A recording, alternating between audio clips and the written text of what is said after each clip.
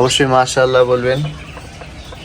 আসসালামু আলাইকুম রহমতুল্লাহি বারাকাতু। আজকে খামারে আসার পর দেখি আজকে আমার একটা কবুতর মরা, আর এই কবুতরটা হলো আমাদের সব থেকে পছন্দের এক জোড়া কবুতরের মধ্যে একটা।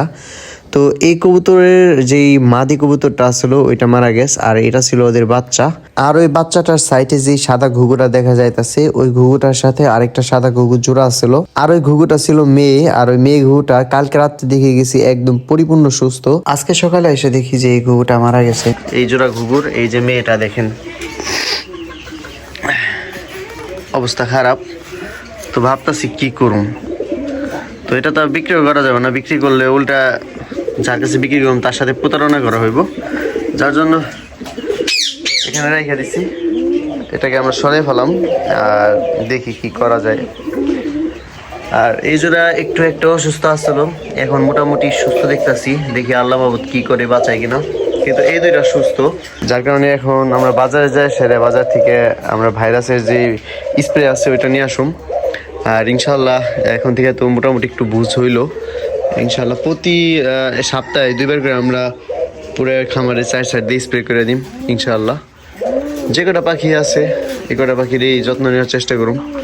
আর ভাবতেছি এমনি আলাদা আলাদা কবুতর পালুম না, খালি রেসার কবুতর আর যদি বাংলা কবুতর পাই তো এই দুইটা পালুম। আর ঘুঘু 2-1 জোড়া পাললে পালুম, তাছাড়া ওরকম কোনো ইচ্ছা নাই। লাভ বার্ড ওগুলা পালার ইচ্ছা আছে, দেখি কি করা যায়। তো আপাতত আমরা ওষুধ আনতে যাবো ইনশাল্লাহ, আর এটাকে এই খাঁচায় বইটা ফেরা যায়। সাথে সাথে বাজারে চলে আসছি, আর বাজারে আসার পর দেখি যে এখানে ডাক্তারের দোকানে অনেক মানুষ অনেক পদের ওষুধ নিতেছে, কেউ কেউ নিতেছে সার। তো আমি তাকে বললাম যে জীবাণুনাশক দেন একটা। সে আমার স্কোয়ার কোম্পানির একটা জীবাণুনাশক দিল, বললো কি যে এটাই ভালো হবে আমার জানা মতে। এই হলো ওষুধ। তো এটা আর কি কয় গ্রাম করে দিব এটা লেখা হলো মনে হয় এটার ভিতরে, এই যে এখানে লেখা আছে কি করলে কতখানি দিতে হবে স্প্রে করলে, মানে ঘরের চারপাশ দিয়ে। তো এই অনুযায়ী আমি ইনশাল্লাহ এটা দিয়ে দিব। এই সিরিজের ভিতরে ml লেখা আছে, আর এটা দিয়ে ভালোভাবে পরিষ্কার করে এখান থেকে দেখি কয় ml পর্যন্ত এটার ভিতরে প্রয়োজন হয় স্প্রে করার জন্য, ততখানি নিয়ে এটার ভিতরে দিয়ে দিম, তারপরে মিশাই ইনশাল্লাহ স্প্রে করে দিম।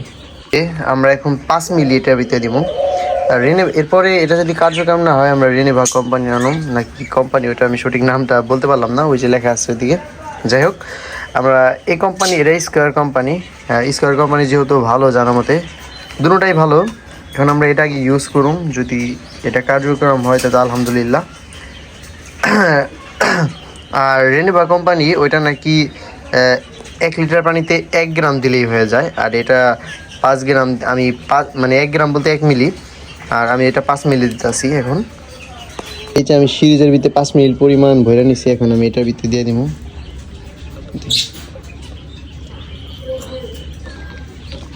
তো এটার কালারটা হয়ে গেল এরকম, দেখছেন?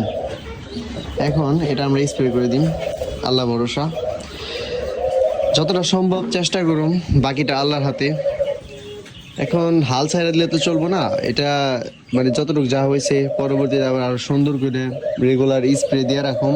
সপ্তাহে প্রায় 2 দিন স্প্রে দিন, তারপরে তো অবশ্যই দেখাবো যে কতটা কার্যকারী হয় স্প্রে। এখন আমরা এই পুরোটা ভরে নিছি, এখন স্প্রে করে দিই সবাইরে।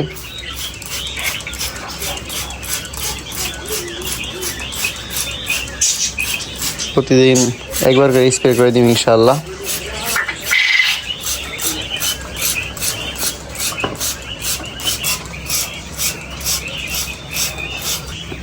তো ওদের অসুখ হয় না, তো ওদের একটু মাইরা দিই।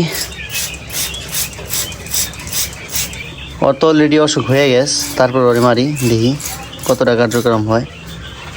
এটা একটু সমস্যা আছে, যার কারণে এটা দিকে ওষুধ পইরা যায়, দেখি এটা চেঞ্জ করে ফেলাম।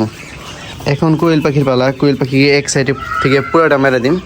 এক হাত দিয়ে ভিডিও করা আর এক হাত দিয়ে মারাটা একটু কষ্ট, তো আমি পুরোটা মেরে দিই। ভিডিওতে এটা ফুটেজ নিতে পারবো না, পুরোটা মেরে দিই এভাবে এক কোনাকাঞ্চি থেকে শুরু করে। আজকে আমরা সব স্প্রে করে দিচ্ছি, যাক আলহামদুলিল্লাহ।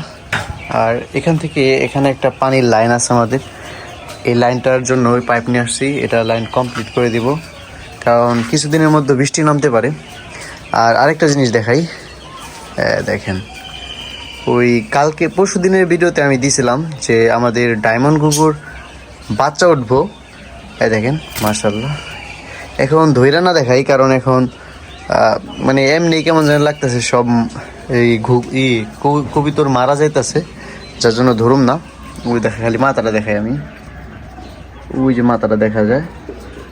কেবল খাওয়াইলো, মাত্রই খাওয়াইলো, যাক আলহামদুলিল্লাহ, এখন আর ধরুম না। আর আজকে দেখলাম খেয়াল করে এই ঘুটায় মানে চুনা টয়লেট বলে না, ওরকম টয়লেট করে, যার জন্য ডাক্তার কাছে গেছিলাম। ডাক্তারের পরামর্শ দিয়েছে মাইক্রোনিট খাওয়াইতে, তো ওইটা খাওয়াইতেছি। আজকে সিরিজটা খাওয়াই দিলাম, কারণ ওই একা একা কিছুই খায় না। দেখেন আজকে দিয়ে 15টা ডিম পারলো মুরগিতে। এই যে ওদের ডিম, জাপানি ব্যান্থামের ডিম এতটুক হয়। তো